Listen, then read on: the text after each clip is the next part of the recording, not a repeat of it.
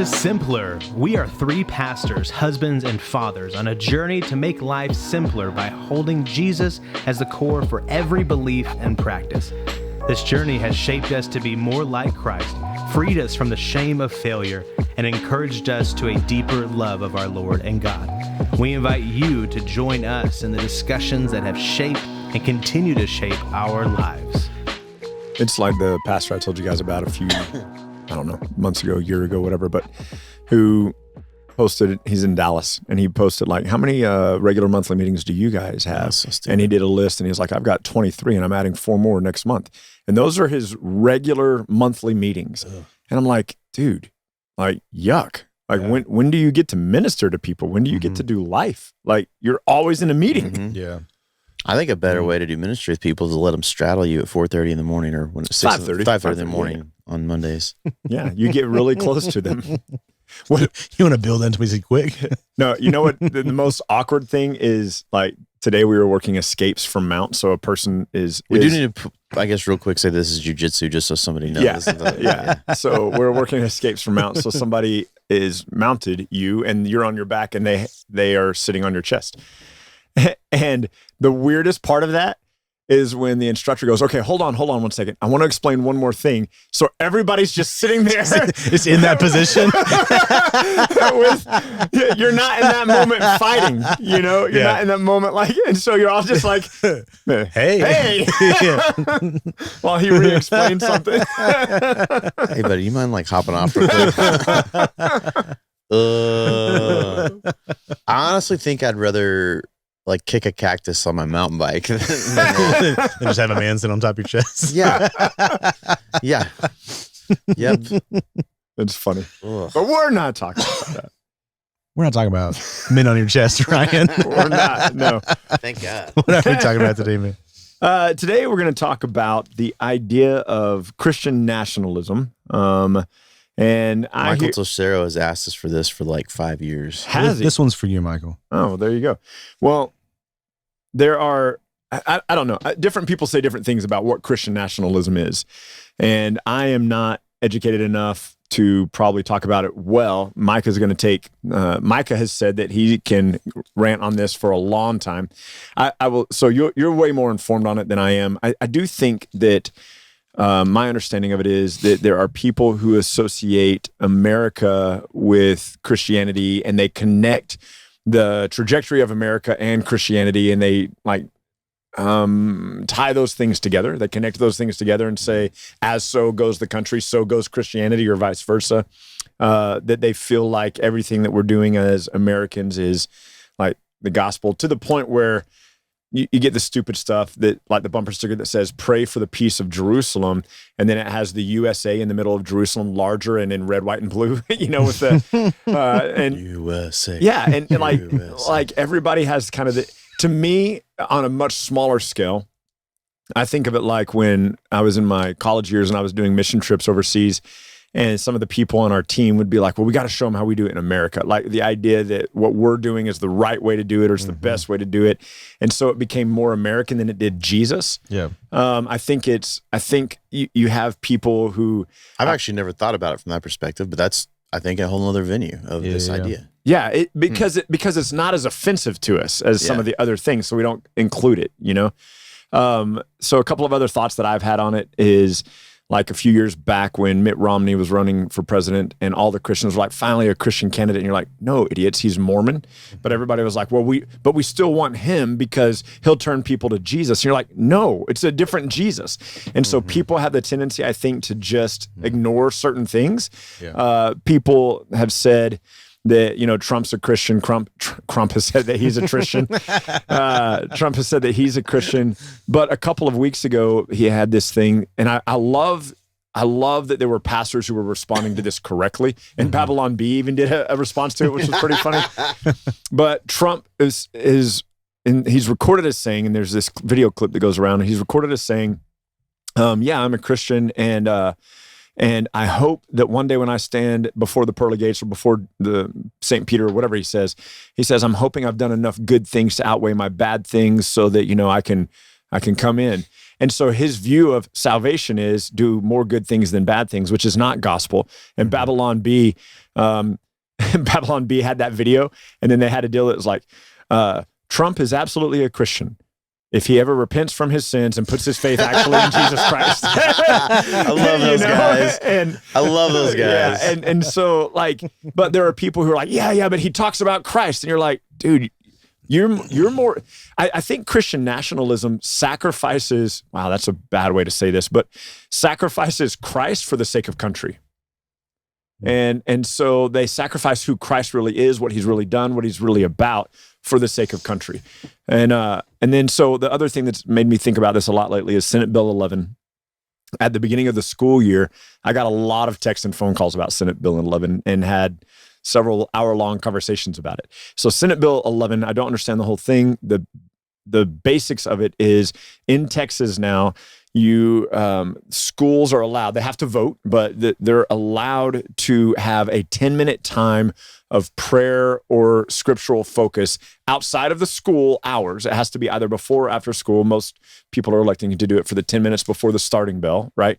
And they're allowing that, and schools can vote to enact that. Mm-hmm. Well, Cristobal out here voted to enact that at the school board. Lots of people were pissed about it and saying stuff like, "Oh, well, what if my kid?" Wait, I haven't read this. Yeah. I didn't even know about this until you just told me before the podcast. But yeah. So that is the school is allowed to designate a time for that. Correct. Either before or after. It cannot be in school hours. Why is there a necessity for that? So that's part of my complaint. What I mean is like, if a bunch of Christian kids want to get together and pray before school, they do that on a Wednesday in September without the school's permission. Right. Yeah. So here's that's one of my big hangups on it. So let me finish this out, and I'll tell you why what you're touching on right now is one of the reasons I hate it. So it is now allowed to be done on school campuses or whatever. But to your point, people have been doing that for when I was in high school. Yeah, without school permission. Yeah. When I was in high school, there was a group of us that would meet in the biology lab early. Yeah. It was unlocked. We'd go in there, we'd pray, and we'd have Bible study. Yeah. I'm backing up on the school permission thing. As a student, that's always the catch. Do it. As a student, you can do it. Right. So now they're saying that this can happen, and it created a lot of drama in Erie County, Mertzen. It created some drama in Cristobal. The school board in Mertzen decided not to pass it for now. They wanted to evaluate it again in their next meeting, like in 3 months. Cristobal passed it, and you have people on both sides of the fence, and you have Christians going, this is a win for Christianity. Is it though? Because it's not a Christian Senate bill. It's a religious Senate bill. Mm-hmm. And so anybody can do it now. Like it doesn't matter if you're Wiccan or if you're pagan or whatever. So what okay, wait, I get your tension. Yeah. But in your tension, what difference does it make? It doesn't. Like the Wiccan or anybody could do it before the other way. I know, but here's my thing.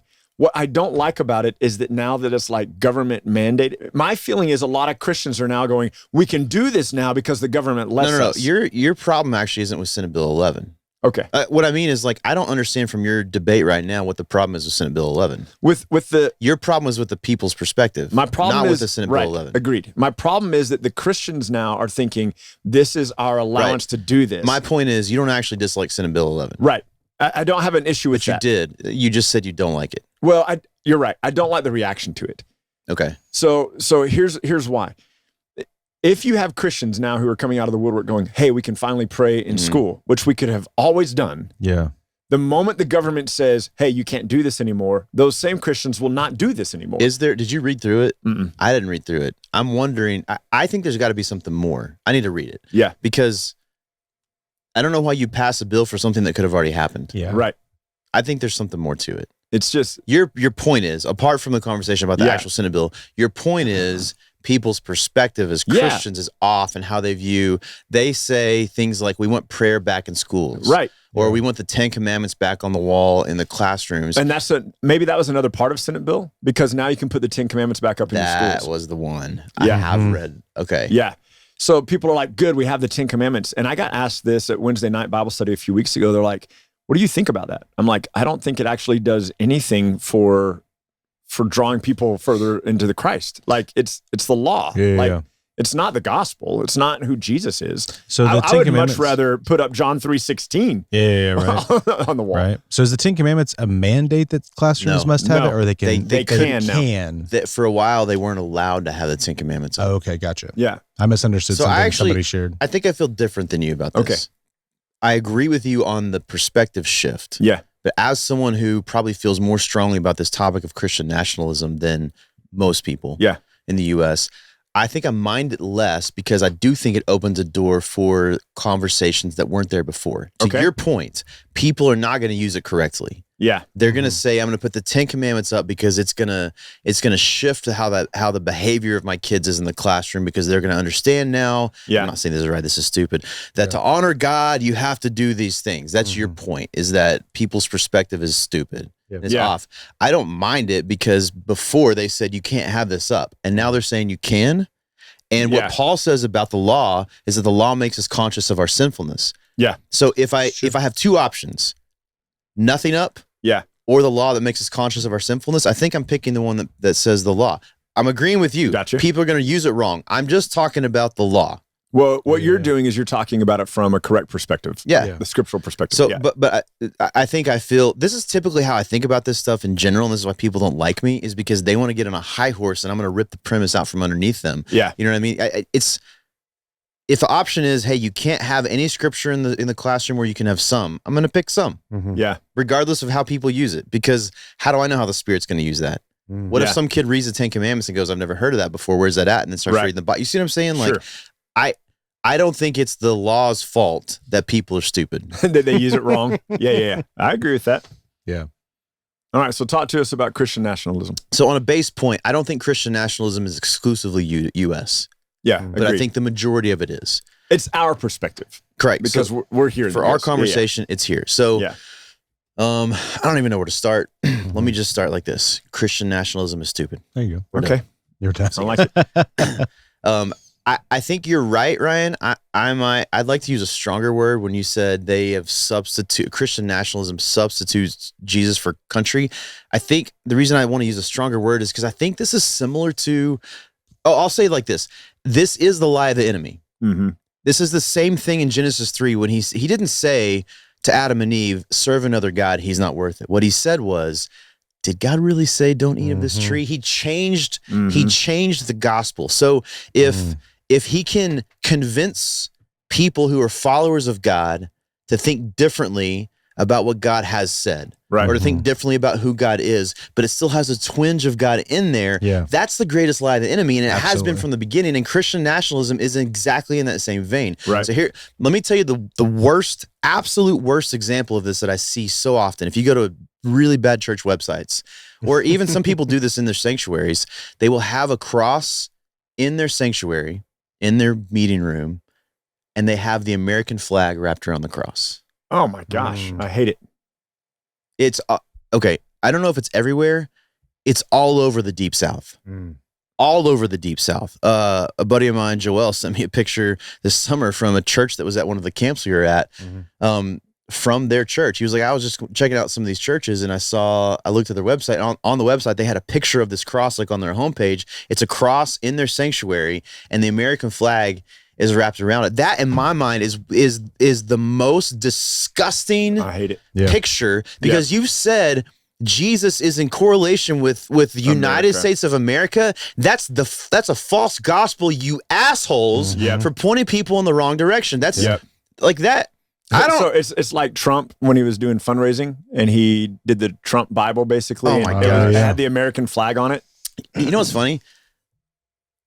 People are gonna not think I would ever say this. Trump actually doesn't bother me in those things because he's not a believer. He's not a believer. It doesn't. Well, what bothered me was the Christian response to it. Yes, Yeah, that yeah, bothers Like, me. oh, you got to buy these Bibles. It's got the American flag on it. You're like, golly. Yeah. Yeah, because Jesus is only for the Americans, you freaking idiots. I actually understand Trump doing that because he's actually trying to get a voter base. Yeah. He doesn't know Jesus, No. obviously. Well, not just exemplified by the fact that he said, I hope I've done more good deeds than bad deeds, but the fact that if you have, what's her face, the hair lady from TBN as your spiritual advisor in the White House, you know for sure you're not a believer. But like, it doesn't bother me when non-believers do that. Yeah. What bothers me is when someone stands in the pulpit every week as a pastor proclaiming to lead people, and what you're leading them in is a false gospel. Yeah. Saying that there's, because it's not a substitute, actually. It's like an equal playing field. Yeah. It's like you're saying Jesus and the U.S. are one thing. That the U.S. is part of the gospel. Yeah. Exactly. Yeah. I can't say all the words in my head right now, and I think they're valid. Well, I saw somebody post recently that the red and the white stripes of the flag are there to show us the blood of Jesus and how he makes us white. And you're like, I just want to hate you so much right now. Come on. I want somebody to mount your chest. What's funny is in these conversations, I find myself quiet often, and that's how you know I'm like mad. Yeah.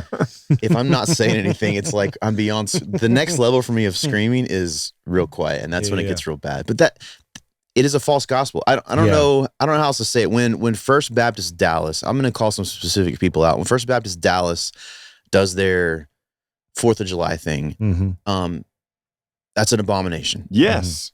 It's an abomination. Yeah. Agreed. Okay, can I set a premise? Is that cool for you guys? For me personally, not everybody probably knows this. So my dad immigrated to the U.S. from the Philippines, came as an exchange student, went back for college, and then after college moved back to the U.S. and went through the process of becoming a U.S. citizen. I remember actually him doing the classes when I was little, and I remember the ceremony where he became a U.S. citizen. I was young, but I remember this. I remember my dad escaped a tyrannical government in the Philippines at the time. He was there was a dictator when he was growing up named Marcos, and when he was in high school, his parents didn't know, but him and his friends would go be part of protesting the tyranny of the dictatorship, and a few of his friends got shot. Because they shot bullets into the crowd at an event, and his parents found out he was doing this because they saw him on TV because he was carrying the casket of one of his friends at the funeral. So that's what my dad escaped. Yeah, he came to the United States and built a life for himself. Met my mom. She's an American. She's white. He's from the Philippines. That's why I look like a Mexican, because I don't have a Filipino nose. This country is the most amazing country in the world. I cherish this country because I know what I have here. Sure. I know where my dad came from. I know what I have here. I love this country. So that's the premise, right? I'm as patriotic probably as you could get. Now here's where it gets tricky. There's a lot of people who would call me out and say, you're not actually patriotic. And then we'll start naming things like, you don't sing patriotic songs on the Sunday around July 4th. Never. And I have a giant middle finger for you. Right. It says, I will not ever give into a false gospel. My Jesus has nothing to do with my country. Right. The United States, I love this country. Yeah.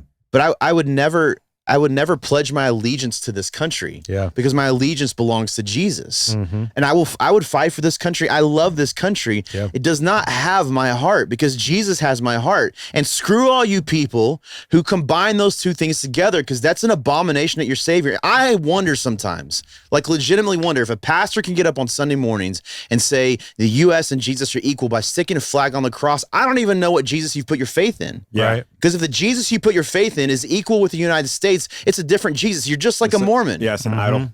It's disgusting, and it's an abomination, and it pisses me off. And someday I'm going to start a nonprofit that a lot of people would support, where I'm just going to walk into those churches on a Sunday. You guys are going to give me a year off one day? A year off one day. Sorry. There will be a point in the future you guys are going to say, all right, for the next 52 weeks, Micah, we're going to raise money, and you're going to go to churches all over the country, and you're going to walk in and just blast these people for their... I might do it. Yeah. Not really. I don't want to leave for a year. But so let me give a little more description. So Christian nationalism is this idea that Jesus and our country are on the same playing field, on the same plane, I should say. It is a combination where your viewpoint of country is that it has a similar value to the gospel. It has a similar value to God. It's where, here's the combination. Here's what sucks is I think there's a lot of traditions in the United States that are phenomenal, that have been messed up because of how we've used them. I think it's probably similar to, like, I don't remember all the nuances of, I did read a little bit of Senate Bill 11, but I just finished it. okay. you could take something and just make it something other than what it is meant to be. Again, I might be wrong. Maybe Senate bill is totally screwed up. Bill 11 is totally screwed up. I don't remember all of it. But so, for example, taking your hat off in the building. This is it's not just the United States, but in the United States, it's a tradition for a long time. It was a military thing. It was, at least in the South, part of our culture here, right? I think it's a phenomenal, like, it has been for a long time, like, mode of respect that you show in some place. But it is a cultural implemented tradition, moral, that has nothing to do with Jesus. But at some point, it became correlated with Jesus, where people say, in fact, there was a video someone posted from an Eagles Wings chapel a few weeks ago, and I don't ever read the comments, but I saw one of the top comments was somebody I know well. So I started reading through the comments just to like, oh, I wonder how so-and-so's doing. And one of the last comments, this dude said something like, I'm not sure if you guys know this, but it's tradition for men to take their hats off when they go in the building. And you're like, oh, I wanted to, so, but I can't because it's on somebody else's. Yeah. And anyways, but that as an example, I know that's not U.S., but that's I think how Christian nationalism became what it is you take something that is an amazing American thing, like the flag, fantastic, right? This represents every country has a flag. It represents your country. Love it. Yeah. American flag. Like, I'm going to chant USA when in the World Cup, when I get to go hopefully to a game next summer. I'm going to chant USA during the Olympics. I'm going to chant USA at the Ryder Cup. I'm going to chant, I love the USA. I love the flag. I love this country. That has nothing to do with Jesus. No. It's because I'm an American and I love this country. Yeah. The moment that those two things like become one and the same is when you've screwed up. Well, and what do you say to our Chinese brothers and sisters? Absolutely. Right. Like, oh, you got to be less American. No, that's what you're saying. I know. You're saying you're less. Yeah. So because you've made Jesus a package deal with the country. Yeah. And so now the Chinese have Jesus, but they don't have the country, so they're not as great as we are. Like, which you said that earlier. I hadn't thought about that. When Americans go to other countries to do missions, they typically come in with this perspective, like, I need to show you how to do life in Jesus. Because you're not an American, I need to show you the right way to do it. That's typically the perspective and the attitude. I've watched it. I've watched it in Southeast Asia. Yeah. The 10 Commandments is Senate Bill 10. Okay. And it required the 10 Commandments to be back in schools, but it has temporarily been halted by a federal judge. Required. So that was mandated originally by language, but it's been halted currently. So interesting. That's kind of dumb. That's required. So typically those kind of things don't bother me because in my mind, the legislation is separate from Christianity. Here's what I mean. People are going to be like, whoa, wait a minute.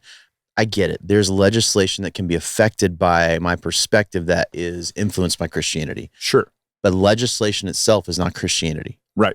Well, to your point you've made before, like, we live in a country where we have the opportunity to vote and cast our choice, like, make our decisions known, like, do that, like, do all those things, like, go and pick the guy or the girl that you think is closest to who Christ is. But, like, again, it's not Christianity. Yeah. Like, vote, like, make your voice be heard. Right. But don't make it Christianity. There are going to be things that you think and feel and believe based on your perspective as a Christian. Like, to this day, like, I could disagree with people on lots of things politically. I do not understand how a Christian can say I'm for abortion. Yes. And it's funny how often they want to justify it.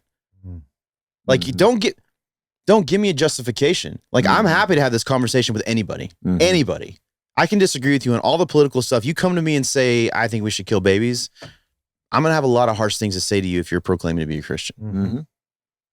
And it's the same thing we were talking about, was it last week, about we want to create a justification based on these, like, small nuanced situations. What about this kind of thing? What about this kind of thing? Wait, so you're saying you're going to kill hundreds of thousands of babies because there's just one small percentage of babies where this situation works? Like, you're an idiot, right?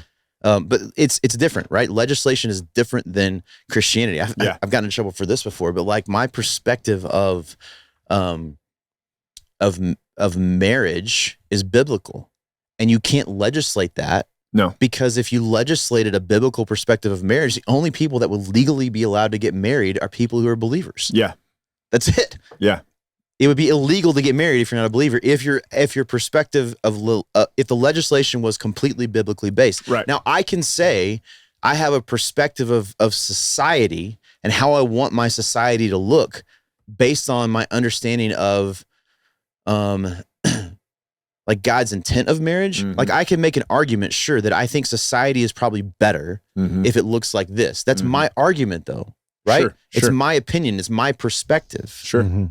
It's not my perspective that biblical marriage is between a man and woman of faith. Right. That's not my perspective. That's the scripture. That's the scripture. Yeah. It's different.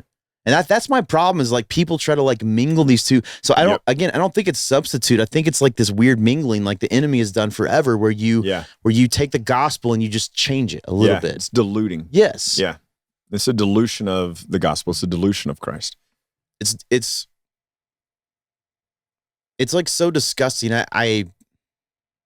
I would get in trouble, I think, if I What about the people who claim that like, you know, our army, our military is like basically, I haven't heard it in this language, but I'm making it a little bit stronger maybe, but like God's right hand. Like we're the army, we're the soldiers that like. If what they mean is how God used Babylon to discipline Israel, then maybe. Yeah. God has done that, but not what they mean. Yeah. God doesn't need the United States to do anything. No. I think the United States is a country that's part of the story of the redemption story. Yeah, for sure. Sorry, not part of what I'm saying is like it's a country in the world, which means it's part of the redemption story. Yeah. Yeah. And maybe there will be something that for eschatology, for end time stuff where the US plays a role, sure. But there's really nothing there's nothing in the scripture I can think of that you would go, that's probably the United States. Yeah, probably not. There's a couple of people will make the argument that the reference to like the eagle in different places in the text is the US, but you're like, I mean, there's a couple of places where it's really clear that the eagle is Egypt, you know, and Pharaoh, and you're like, could be more likely that. Yeah. So, yeah. Okay. Even if it is like, okay. Yeah. So you got an eagle. Yeah. But there's a reference to Persia. There's reference to Babylon. There's all these Egypt. There's all these other places that still exist. And the United States is like, no, this is about us. Yeah. I know. Again, this is the greatest country in the history of the world. Sure. But we're nothing in terms of the story of the gospel. Yeah. It's not, this isn't America. Well, what people do is they wrongly take Genesis 12 where, you know, the nation that blesses Israel will be blessed. And they miss the fact that the nation there in Genesis 12, the nation that's being talked about, Paul addresses later in the New Testament that only those who are of faith are Israel. Like only the people of faith are Israel. So you have people who are going, well, America is blessed. America's a rich country. America's an abundant country because we've been allies to Israel for so long. You're like, no, like you know what it's like? It's like the whole country is eisegeting the text and making every single thing about America, you know, making every single, because so freaking self-centered and so egotistical and like, I don't know. I wonder if that's actually what it is. I just thought about that. Like we've grown up in a culture of Christianity, at least in the South, where your perspective is, I'm going to read the Bible to see what this verse means for me. And so you misread all these texts. And how would you not come to a place where you read some of these Old Testament passages and go, that must be the U.S.? Yeah. What's really funny is like, so the eagle is the U.S., they say. They'll say, well, the bear is Russia because Russia has the bear as kind of like their logo or whatever.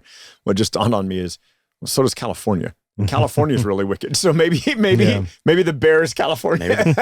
Maybe the lesson is don't put a bear in your in your flag or your logo or something. But it's people miss too that the reference in the scripture is referencing. It's not. Someone didn't go, you know what? The reference in the Bible is the bear for these wicked places. I'm gonna make that our thing. Yeah. It's referencing what the country is. You know what I mean? Like it's such a dumb perspective that I think where it gets tricky for us. I'm just gonna say it for us around here. I know not everybody who listens to Simple lives in our part of the country, but for us around here, the perception is if you're un-American from somebody's perspective. you're not a good Christian. Mm-hmm. We're not a Christian. So, and I was accused of this a long time ago because for not singing patriotic songs. So quick story, lady comes up to me Sunday morning. I'm literally typing songs. Not this past Sunday morning. No, sorry. Years ago, 15 plus years ago, I'm literally typing songs into PowerPoint. That's how long ago it was. We just moved from transparencies to PowerPoint. Nice. So I was, typing songs into PowerPoint. It's the July 4th morning. She comes over and says, hey, why are we not singing patriotic songs today? And I'm not the most patient with those kind of questions. So I said, because we are here to worship Jesus and not our country. Some people have argued, might think my dad was like, you should handle that a little softer. You know what, Dad? I don't think so. I think it was handled just fine. Yeah. Anyways, she goes, well, the patriotic songs do worship God. And I was like, they don't. She was like, no, they do. And we had this couple minute debate about this. And I said, oh, listen, I'll make you a deal. I said, here's a hymnal. There's a bunch of patriotic songs in here. Here's the Blue Baptist hymnal. I was like, I'm going to give you this hymnal. Sit down, find one of the patriotic songs that you're talking about that worships God and not country. And I said, and I will sing it this morning. I'll change the set list and sing it this morning. She sits down with the hymnal for like 10 minutes, closes the hymnal and walks out pissed. And then she was pissed at me for the rest of her life. And thank God she's now in heaven because nobody needs to deal with that lady crap anymore. Then she's part of an old lady Sunday school class. Yeah. So they all start calling me like un-American, non-patriotic. Like that's the accusation. Yeah. Like then the questions are like, are you really a good Christian because you're not patriotic? And that question to me, I don't know if people think about this. That's an incredibly offensive question to Jesus. It's saying that having an association of patriotism with the United States is on equal ground with Jesus. That's outrageous. It is absolutely outrageous. That's a false gospel. Gosh, can you imagine if I'd realized it was a false gospel back then? Right. I wouldn't have been at my dad's church for very long, probably because of that. But I don't. All right, here's another thing. I think pastors are too nutless to deal with this. Yeah. Okay, here we go. As things come to mind, I'm going to just say them. You keep going. I'm looking up something specific. Flags in churches. I love this country. This is the greatest country in the history of the world. I don't need the American flag or the Texas flag, which is probably my favorite, or the Christian flag, which I'll explain. I don't need those flags up in the sanctuary because I'm here to worship Jesus, right? Absolutely. I love that we have the freedom to worship here, like that you don't have the freedom to worship in all these other places. I'm so glad that I'm not in the UK where they're going to arrest me for praying in my head on a street corner. I'm so glad I don't live in China where they're going to arrest me for singing songs to Jesus. I love that we have the freedom to worship here. I don't need a US flag to enjoy that freedom because what happens is when I put the US flag on the stage or even up close to the stage where everybody's worshiping is I'm saying this has some kind of value in terms of my worship of Jesus. And that's outrageous and stupid, and it is a disrespect to Jesus. Yes. Christian flag, ready? Christian flag was actually an American invention. Yeah. And the reason it's the colors that it is because it was an American invention. It's not a Christian flag. You can call it the Christian flag, but it doesn't represent Christians. It's something that a group of people created. I forget, it was like the 1800s. You can read the story online. It's interesting. Someone didn't show up for a Sunday and there ended up someone was supposed to guest preach. They didn't show up. And so somebody got up and spoke and they talked about patriotism and it sparked this conversation. And someone was like, hey, we should make a flag. And so they made a flag and then it became a thing. The Christian flag is not a Christian flag. It doesn't represent Christianity. Jesus represents Christianity. Right. Yeah. Buttholes. Like, stop. But there's a cross on it. Oh my gosh. So it's obviously Christian.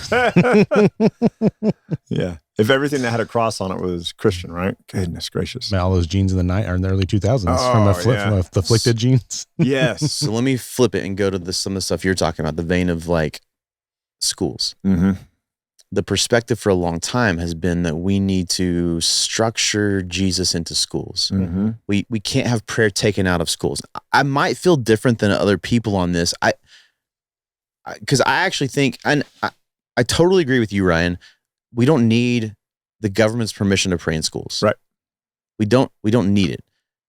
I do think what you see socially, culturally, is the removal of that is a giving into a culture that doesn't love Jesus taking the reins. And I think you can see that.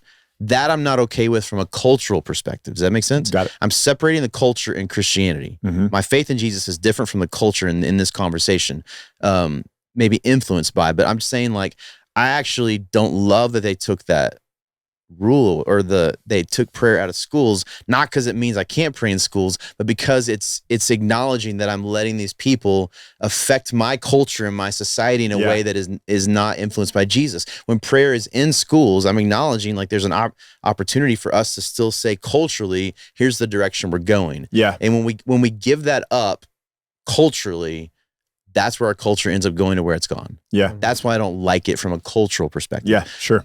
But I don't need the culture's permission to pray. Right. No. I don't need the culture's permission to gather for a Bible study. Right. I love the football coaches when they couldn't pray anymore that were like, all right, we're praying. Yeah. I love it because they're like, screw you guys. You're not going to keep us from doing this. Yeah. You know? I didn't know the bill was mandated that you had to put the 10 Commandments up. That's stupid. Yeah.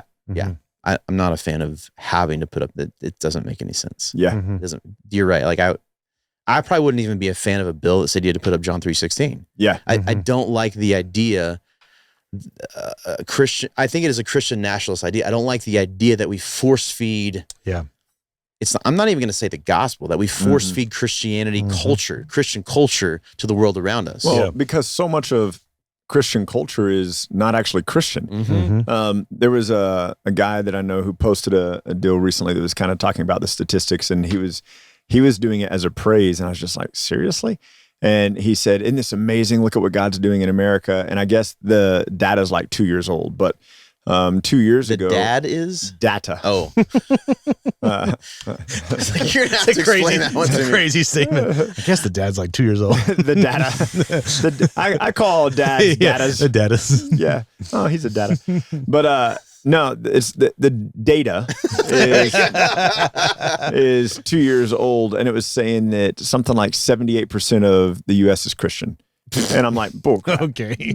Like, but that just goes to show you. I think that, okay, I think that they're doing it based on, like, probably church attendance in they probably are including all forms of Christian churches, all forms of it's based off of census. Mormon churches. You see what I'm saying? Like, I bet they're it's based off of census stuff. So if anybody is like, yeah, we're Christian, they just mark it. Whatever, you know. Okay. So it's kind of, I think Christian has become Catholic. You just are by birth. Right. Yeah. Well, that's why I don't think it's bad to say I'm a Christian. I've struggled with the name in our culture now because it's not descriptive enough. Agreed. It's confusing. I'm a real Christian. Yeah, I'm confusing. And I don't mind. I don't think it's bad to use it. We use it. Yeah. But I think there needs to be explanation with it. Yes. So it's difficult because everybody's around here is like, I'm a Christian. Yeah. Which you said that last week. Like, you sit down with people in counseling who are like, we're both Christians. You don't just go, okay, well, you're a Christian. Yeah. You want to dig down to the Make sure they know conversation. who Like, Christ do you is. actually have faith in Jesus? Right. Yeah. So I think that's part of the problem is that we applaud, quote unquote Christian things that are being implemented in the culture. I don't, that's not gospel. Yeah. Or it's not necessarily gospel. Yeah. I think sometimes it could be, right? Individual situations, but not holistically. Like having a law that says you have to put the 10 Commandments up in schools doesn't mean now it's the Christian nation taking over. Right. I would actually argue that specific one, that putting the 10 Commandments up in schools is painting a incorrect perspective of the gospel if we mandate it. Again, I'm not going back on what I said earlier. I think if the law is you're allowed to put it up if you want, sure. Yeah. But I think to mandate it is actually a false perspective of the gospel, because now the kids are going to think this is Jesus. Yes. This is Christianity. And without any context of understanding what Paul talks about in Romans in terms of the law, making us conscious of sin. Law never made anybody righteous. Like they're going to have this mindset that makes, to be a Christian, you got to follow these 10 Commandments. Don't do this, don't do this. You're going to have a bunch of people going to hell because they thought they were Christians. Yeah. Yep. That's what Christian nationalism does. Yeah. I bet 78% of the churches with flags on their crosses are not Christians. Right. Actually, I think 100% of them. No, I'm just kidding. I don't know. Yeah. It's a question for me. It's difficult. Yeah. How do you do that as a church or as a pastor? How do you how do you not say that's different in a different gospel? Yeah. If you're saying it's Jesus and this thing, how is that not a different gospel? Well, I was trying to look it up. My laptop's not working very well right now, but 4th of July was like Thursday this year. Thursday, I think, maybe a Friday. And so I don't know if people did the 4th of July service 2 days after or 4 days before or whatever, but a guy that I've known from way back, he posted on Facebook. He was like super excited about our worship set for tomorrow for our Independence Sunday or whatever. And his worship set, every song was stuff like America the Beautiful, Our Country 'Tis of Thee. And I'm like, oh, so it's not worship at all. Like, it is. It is. Sorry, it's not worship of Christ. It's worship at of all. country. Yeah. And like, here's a guy who's been in ministry for 20 plus years, and he's super excited about leading people to the worship of the U.S. And it just, like, what are you doing?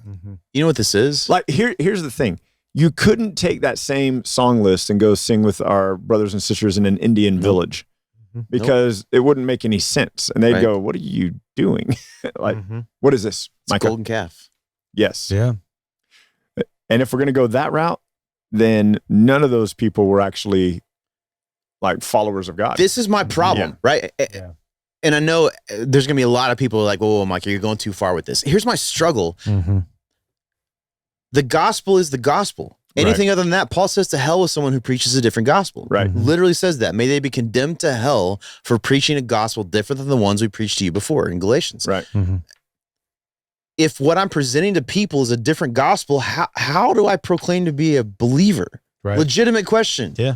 Yep. Now, I will say this. I think that there are pastors who just never think about it. Sure. Yeah. I think that They're stupid. agreed and Yeah. shouldn't be pastoring. No. Because if you're not aware enough to go, oh my gosh, there's a golden calf at the front of the auditorium, the front of the sanctuary, you probably shouldn't be leading people because you're going to not be a good leader. You're not going to be a good shepherd. I think it's possible that there's guys who are actually believers who are letting that stuff go. Yeah. But it's still a question mark for me. Yeah. Like how? What if it literally was a golden calf? Well, I'm okay with it. I'm okay with it. Yeah. I've watched people. I can't not say. All right. So growing up, my dad's a phenomenal pastor, like shepherd. And one of the ways that I think he's done really well at College Hills, where he's at, is for years he like slowly made these changes. And I think sometimes you can make changes too quick. One of those things was the flags were up in the sanctuary on the, like, it was the front of the sanctuary, but on the sides, like as far as you can get on the sides. Yeah, I remember. American flag on one side, And the Christian flag on the other. Christian flag on the other side. Yep. I was trying to remember. It's so like, I've so wiped it from my memory. I can barely see it in my head now. I remember asking him like, Dad, why are we okay with this? And my dad, I think my dad struggled with it. I think he didn't want them up there because he understood what I was saying. I think he agreed with me that this is not okay for us to say Jesus plus country. Yeah. But I think he was trying, in his mind, he's trying to get them to move to that place where they understood that before he took it away. As much as I understand that from his perspective, I don't like it. Yeah. Because I don't like the idea of a golden calf at the front. I don't think we could have little golden calves at the sides of the 456 stage and be like, well, so-and-so bought this a couple years ago for us. You know, they've given a lot of money to the church. I'd hate to make them mad. So we got to leave them there for a little while so that nobody gets mad. Like, dude, burn those suckers. Like, get them out. That's how I feel about it. Yeah. And I know that I am a more firecracker personality than most, and that's probably part of my personality that makes me feel that way. I just am so zealous for the gospel that I don't understand how people can allow this BS to be in their churches and not say a thing. Yeah. Well, but to a point you made earlier, it shapes their entire preaching, because now when you're preaching the parables of Jesus, for example, you make them all American. You know, I hadn't thought about that. And what you do is you talk about the rich young ruler, and all of your examples and stuff like that are American examples and CEOs and different things and Elon Musk or whatever, right? And what you do is you make every text American. You make everything like, I mean, for crying out loud, 2 Chronicles 7:14 is not about America, but everybody in America who has the flag on their stage thinks it's about America. Yeah. If my people who are called by my name will humble themselves and pray and turn from their wicked ways, and I will hear from heaven and heal their land. And so American Christians go, that's America. That's us. We're in this spot right now. And you're like, no, it's literally not. Like Solomon just finished building the temple. And in the previous chapter, he's just said, God, like when we come and pray to you in this temple, when we come and pray in this place, if we have sinned, hear from heaven and heal our sin. If we have been taken into captivity, hear from heaven and restore us to the land. If we've done this, then when we pray to you and humble ourselves, do this. And he gives God like 8 different situations and he says, do these things. And then God answers Solomon and says, if my people, AKA Israel, does these things, then yes, I'll hear. Like he's agreeing. Yeah. And we go, oh, it's America. Man, America is this country right now that needs to pray that God will heal our land. And it's like, but no. And then you get into a different prophet and it's a different nation that is talking about, but that one's got to be America too. So so earlier I used a term that I didn't define and I should have, eisegeting the text. So exegeting the text is reading the text and taking out of the text, like as you're reading it, what the text says. Eisegeting the text. Meaning comes from the text. Yeah, the meaning comes from the text. Eisegeting the text is the meaning comes from yourself. You're trying to insert yourself into the meaning in the text. Yeah, you're trying to insert yourself into every story. And so preachers who have a tendency to eisegete the text, stick themselves in the stories, of course, stick America in every story. Yep. Right? Like, I wouldn't be surprised if the prodigal son was, the Democrats. Some Republican preacher somewhere is like, look, they're eating the slop with the pigs, and we just got to pray that they'll come back, or like it's something stupid and American. Yeah. I have noticed in my travels, because I actually meet, funny enough, leaving our area, I meet followers of Jesus who are Democrat and who are Republican. It's interesting to me that both of those sides tend to look at each other through the lens of whether they're Republican or Democrat rather than whether they're followers of Jesus. Yes. Like there's more tension in those relationships because of their political disagreements than there is unity because of their faith in Jesus. Yes, which means that the political affiliation bears more weight in that individual's thinking than the cross does. Correct. Absolutely. Which means your allegiance is in the wrong place. Which is an Ephesians problem, where the Jews and the Gentiles were at odds with one another, not because of their unity in Christ, but because they were Jews and Gentiles. Which is similar. Yeah. There's a pretty big rift right now in the U.S. between those two groups. Yeah. I don't actually think it's Democrats and Republicans anymore. That's kind of gone by the wayside. I think it is progressives and non-progressives now. It used to be able to say conservatives and liberals, but now classical liberals are called right-wing now. When someone calls Joe Rogan right-wing, you know that it's changed. 'Cause that dude's about as liberal as he can get. That's funny. In terms of like classical. So let me drop the hammer a little bit more. Do it. If someone wants a test, like where does my heart actually lie in terms of, this might not necessarily be Christian nationalism, but I think it's probably at least in the same vein of conversation.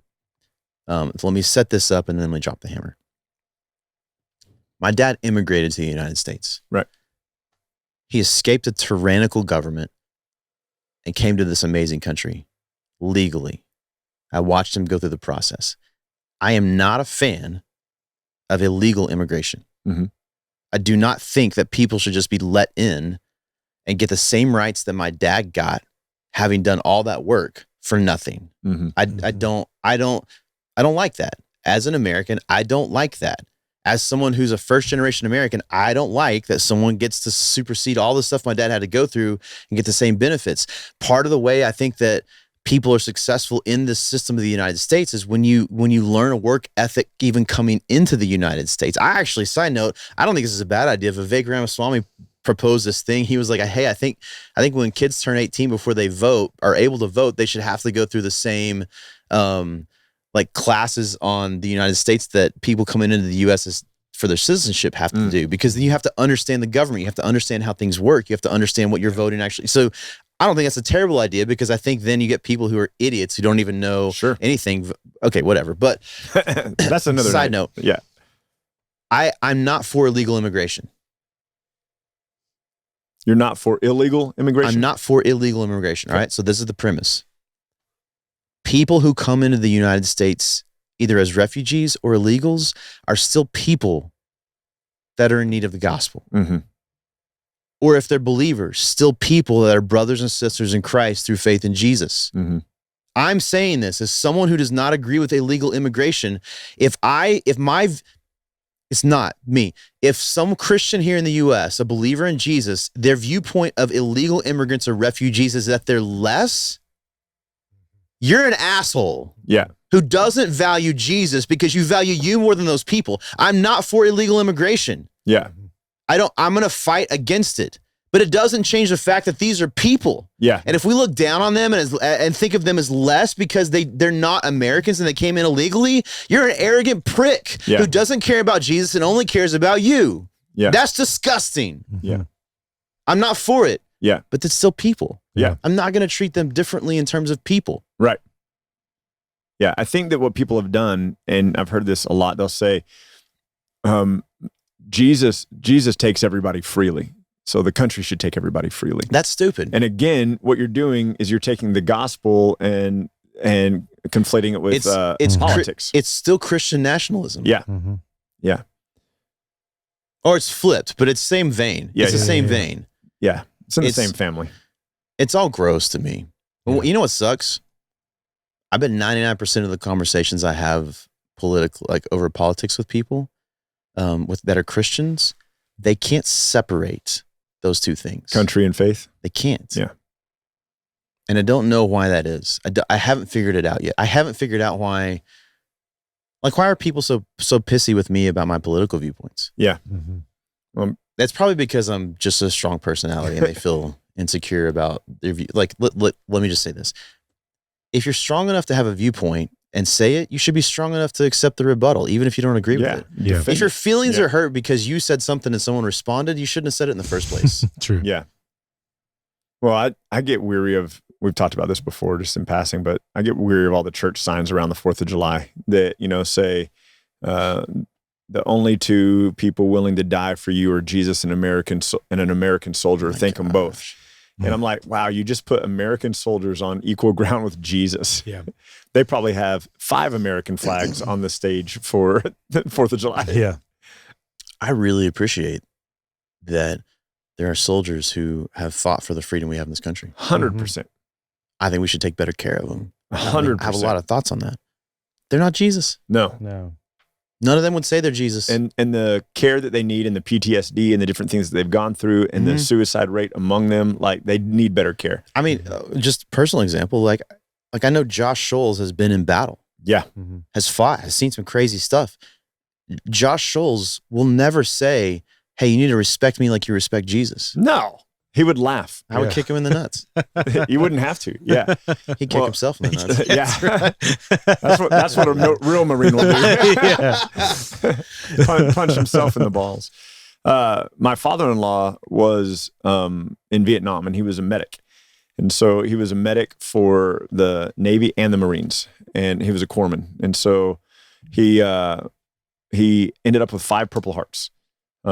Because he was always in the fray, right? Always pulling people out, always treating people. And so he ended up with 5 Purple Hearts. And somebody framed him and put him really nice and hung him on the wall. When I first married into the family, like they were there. And not very long after that, they were gone.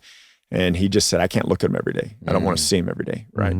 And when he was having cancer and all those kinds of things, the way that the VA and the VA benefits and stuff would because he has full coverage.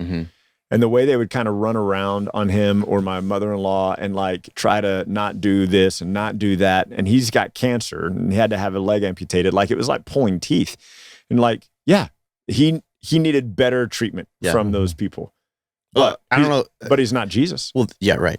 Well, and side note, if anybody wants to know what government healthcare looks like, look at the VA as a perfect example. Yeah. I have no interest in that being our government, our healthcare system. So Right. it's a complete side note. See, someone's pissy about that right now. That's right. Yeah.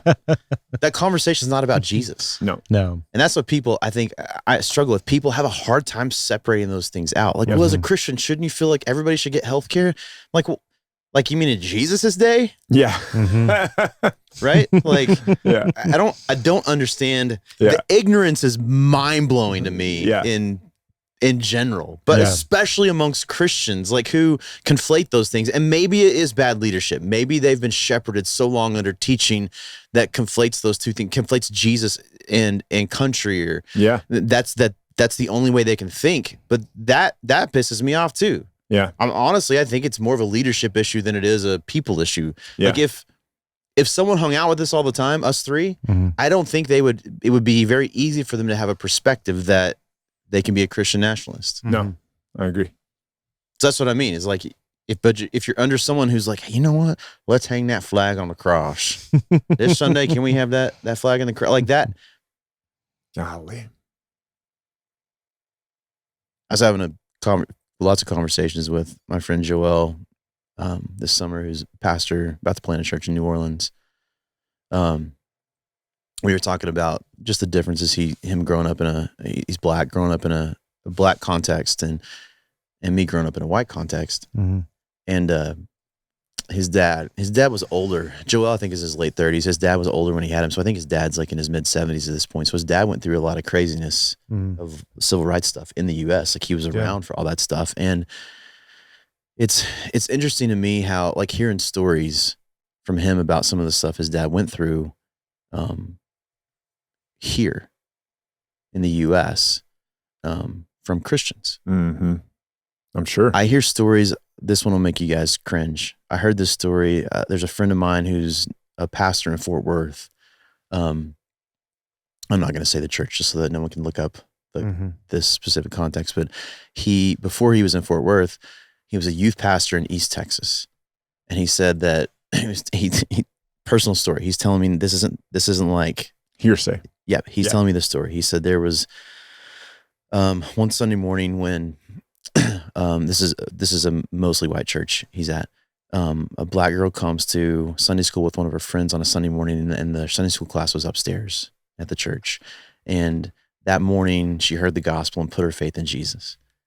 And she is so excited about this experience she's just had of putting faith in Jesus that she's running down the stairs to go tell, I think, the mom or the dad of the girl that she came with. And as she's running down the stairs, the pastor of the church is walking up the stairs, and he catches her, and he's like, hey, what are you so excited about? And she says, I just put my faith in Jesus. And this pastor goes, oh, honey, God doesn't let people into heaven that look like you. Oh my gosh. This is within the last 15 years. Yeah. Golly. Yeah. So here's the reason I bring that up. I don't actually think Christian nationalism is different than a Christian who's racist. Mm-hmm. Mm. Yeah. Mm-hmm. Probably not a Christian. You've conflated two things. I want to say to that pastor, I don't think God's letting people like you into heaven. Right. I'll let you say that and then let me go to work. Well, it's my brother-in-law in San Antonio. When Tommy, he's been out of this church now for 15, 16 months, but the church was kind of on the smaller side, and they had maybe like 10 youth that I'm getting the numbers wrong, but they had something like 10 youth that were part of the church, like they're on Sunday mornings. But on Wednesday nights, they'd have like 20 other youth show up because they still would do dinner at the church and then they have stuff. And so all these kids, families are not involved in church, more, poor kids, and they went to my sister and my brother-in-law, the leaders did, and said, we don't like these kids here. Our church isn't for these kids. And it's like, screw that. He's like, no, and there was one little girl, family didn't come to church. She was 15. She had a baby and they were trying to pour into her and show her Christ. And they were like, we don't want her here because, she's 15 and has a kid. And my sister was like, yeah, we're going to keep showing her the love of Jesus. Oh my gosh. So deal with it, but just same kind of thing, and that was 2 years ago, it's just, there are still people who are like, we don't want these kind of people in our church. Yeah. And it's just, and we're not talking about mockers of God. We're talking about people who need Christ, who want to be there. I think it's, again, this is the same lie of the enemy. Yeah. It's not a direct opposition of God. It's to change the truth a little bit. If I can convince someone, even someone who's authentically a Christian, that to be a Christian, you also have to have this like weird conflation of patriotism with your faith. Or if I can convince a Christian that, you have to dislike these other races, I'll say this. If you're proclaimed to be a follower of Jesus and you hate other races, either you're not a believer or you are living your life in disobedience because the Spirit has made us one. Yeah. I would argue you can't be a believer because of 1 John. If you say you love God but hate the brethren, I know, but Ephesians, I'm going to put that in a different camp. I don't think it is. Okay, why? Because it's racism, Jews Okay. and Gentiles. Okay. And that's across the New Testament. All right, fair. Don't you think? I need to think on it, but then maybe I change. accept your point. Maybe change the word hate. Mm-hmm. That you might be right in the word hate. I think what I'm saying is like I think it's possible for someone who's a believer to have a feeling towards another race that is not correct. Okay. Yeah. Dissension, division. something. Maybe Yeah. hate. Maybe you're right on the hate thing. But what I meant was like the tension. Yeah. So maybe you actually exemplified the two camps. Maybe I if would you struggle with Ephesians and 1 John talking about the same thing. Okay, so let's actually, maybe you clarified it. Maybe it is. If you actually hate another race, you're not a believer. Yes. Because 1 John says that. Yeah. If you are a believer and you are uncomfortable with other races, get Yeah. over yourself, you're a prick. Yeah. And you're not following the Spirit. Yeah, That's probably a better way to because- say it. Yeah, because in Ephesians, he says, talking about we put faith in the Lord, you put faith in the Lord. We were sinners, you were sinners, and now we are one, not two people. Mm-hmm. So there was still, I'm wondering if it wasn't even necessarily, maybe it is racism, but 100% just it is. going different I know what you're directions. saying. Like yeah, he's remedying something. yeah, that's going on in But Ephesus. 100% it is between Jews and Gentiles. Yeah, I don't yeah. think you would negate that. No. Yeah, I would agree. But I mean, Because there's other places that feels different than 1 John to me. I mean, it doesn't feel different. Yes, 1 John is a hate. Yeah, So I think you're right. because you don't know you don't hate the Father. brethren. Yeah, but to my point, in 1 John, you don't know God, he says. Yes. Mhm. Yes. But that doesn't seem to be what Paul's saying in Ephesians. No. No. And when he's saying we have now been made one in Christ, there's no longer Jew nor Greek, slave or Yeah. free.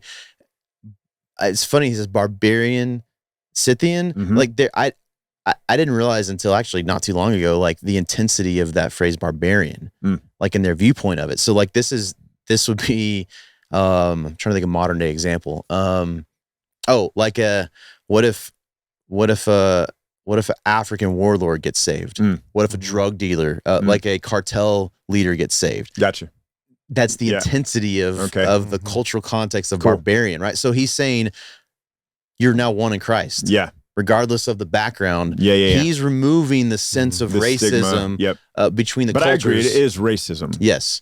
I think the hate's, you're right. The hate's the difference. I think it would be an interesting conversation for us to flesh out more. Okay. Yeah. Love I that. like it. Love that. Mhm. But it feels to me like it's the same vein of thinking. Like if I'm a believer and I say, well, I love this country on equal plane with Jesus, you're an idiot. You can love the country without it having to Yeah. have anything to do with Jesus. Well, and back Exactly. to your other point, you did say if you're racist against this person, you're either not a believer or you suck, you know? And so you're either a 1 John person or an Ephesians Yeah, that's a Ephesians better way to say it. person. Yeah. That's a better way to say it. but you're wrong. Right, One way or right. the other, you're wrong. And one clarification on that real quick, which I think it'd be an interesting conversation for us to do for a podcast, even just like racism in general. I think this is different than being uncomfortable in a culture. Yeah. So when first time I went to the Philippines with a bunch of white Americans, and there was me and my dad, one morning for breakfast, we're with a bunch of Filipinos eating breakfast. We were staying it was actually like a church camp, like kind of a rustic church camp, and a bunch of the Filipinos cooked breakfast one morning. It was like 60 people, so it's a big deal. And they serve fish for breakfast, which is not an American thing. Like we Right. don't Yeah, really do that. And the fish were whole. Yes. Like Fish for breakfast, I'm down with because I did that with my grandparents great. up in Oregon. But yeah, the He whole fish struggled, like it's gutted, but when like it's looking tails back at there, you. eyes are there, right? And you see the plate set in front of the Americans, and they're freaking out. And my dad had prepped them, at least our group, before we went. And he's like, "Hey, listen, you need to eat what's presented to you." Yeah. There's a sense where it's offensive to them if you're like, "I'm not going to eat that," right? He was like, even if you pick at it, like you need to eat it. Yeah. That's an uncomfortability with something cultural. Sure. Right? There are some. That doesn't mean I am racist against Filipinos. No. Right? If I'm uncomfortable with a culture. Yeah. I don't like curry. Yeah. I know a lot of Americans. Will Sherman took me one time to an Indian restaurant, which was good, but like it's not my favorite, right? Yeah, I don't enjoy it either. There's some of you pasty white people out there don't like spicy food, right? It's like 98% of the countries in the world, you're going to be uncomfortable because it's all spicy. That's not racism. No. Racism is thinking less of somebody else because of their skin color. Yeah. Yeah. And to those people, I would say, come at me. Yeah. It's also why I can't stand it in the U.S. Like affirmative action. I don't need white people's help to get by in this world. Yeah. God, it's so stupid to me, right? Yeah. Like, come at me. Come on. I'll stand up for all of us non-white, half-white, part-white people and just say, screw all you people who are racist. Well, yeah. I don't need your help. I don't need your help. You can't buy me a hot dog, man. Not a part of your system. We should do an episode on racism. That'll probably be multiple episodes. I added it to the list. Okay. People are like, oh, great. Micah's just going to scream at us again for 45 minutes. Good. That's what I'm here for. Yeah. Pierce is going to clip this episode where it's just going to be like, you're going to see this one clip, Micah's like prick, asshole, like all these, just like one. And then there's a pause where you do that with your hands. that was my favorite. You prepped it and you kept going. Like ready to go. My buddy Joel was telling me, we were talking about these, we're going to start having conversations, me and him, about, we'd like to do some like public stuff, maybe even bring him on Simpler. Cool. Talk about some race stuff within the church, which I think would be really good to talk about. But I was telling him what's so funny about me is nobody knows what to do with me because I grew up in a white culture, but I'm not white. So it's like I can say whatever I want to say to most cultures and nobody knows what to do with me. You know what I mean? They can't say anything. It's like, well, you're being racist. Against who? Yeah. Like against who? What's the living here in San Angelo, like you've said before, most people just assume you're Mexican because, and I'm probably culturally more Hispanic than Filipino, just because I mean, like, anyways, I think most Texas people are probably more culturally Hispanic than other things because of the culture here. It's just so influenced by specifically the Mexican culture. So, which is cool, and the food's amazing. Usually. I don't like the Spanish one though. Like the bland Mexican food. It's not my favorite. No. Tex-Mex is that's where it is. That's right. That's right. You can tell it's lunchtime. Yes. Yeah. So for those of you listening, what was a simpler view for us, Micah? Oh gosh. Don't put anything equal to Christ. If you do, you're a freaking idiot. Yeah. Thanks, That's Micah. A great simple view. For those of you listening and watching, I feel like majority of people have some sort of story revolving around this. Like, may it be culture you grew up in where you were heavily influenced by, maybe something you were broken of, some people stuff you inevitably see on social media nowadays, right? Just Christian nationalism, wrong perspective of Christ, wrong perspective of other nations, like this elevation of us just because we're in America. I've never seen the Jerusalem one you mentioned earlier, where the USA is capitalized inside the word Jerusalem. Just like stuff that is so accepted, that is so dumb, just so stupid, that doesn't line up with Christ. And so we'd love to hear your stories. We'd love to hear your thoughts on it. I feel like this is something that this actually, I think, goes a little bit what you normally say, Micah, about like starting on a false premise. I've seen a lot of people respond to something like Christian nationalism. They try to like answer all of the symptoms or stay on the same premise and then keep it going instead of just going back and be like, hey, your whole perspective is wrong. Like you're going back to Christ. And so this is one of those things, especially in like voter periods, where I feel like there's just so many debates that don't need to happen because they're on the wrong footing. Like they're not going back to Christ. Like you mean not the debates don't need to happen. The debates need to happen from a correct premise. Absolutely. Yeah. So have the debates, but don't try to nitpick some of the details. Go back to the core. Like go back to ignore their premise and go back to Jesus. Like point out that all their thoughts and their perspectives is incorrect. It has to be centered around Christ. And so you're exactly right. That's a good way to say it. You can have disagreements. Absolutely. That don't have anything to do with Jesus. Oh, absolutely. Yeah. So have those debates, but have the right perspective, have the right core going into those things. And then if someone is trying to establish a premise that is contrary to Christ, point it back to Christ. Yeah. So anyway, there's a lot around this, especially in America, especially in Southern America. We'd love to hear from you. We'd love to hear your thoughts. The way you can reach out to us, you'll see tagged down in the show notes, but below you'll be able to find at simplerpod. We are on Facebook and on Instagram. You can contact us through all those places. You can leave comments on YouTube. And speaking of YouTube, while you're over there, or if not, go over to YouTube and search for at simplerpod. Hit the subscribe button, because we are wanting to. We'd love for this podcast to be monetarily like self-sustaining, right? And one of the ways that we can do that is by gaining income through YouTube. So they have something called AdSense where you can gain some of the ad revenue. And this podcast isn't very expensive, but it does cost money. And so being able to just allow it to be self-sustaining will be awesome. And one of the big ways you can help with that is just by subscribing on YouTube. Just that number count getting up to 1,000. We need about 500 more subscribers. Just that number count getting up there, we'll be able to glean some of those resources and to make some money off of the channel. So go do that. Wait, we only have 500 subscribers on YouTube? Yeah, like 500 and something. Yeah. I know it can be boosted. Maybe I need to start saying at the beginning of the podcast. Strategy. Ready? New strategy.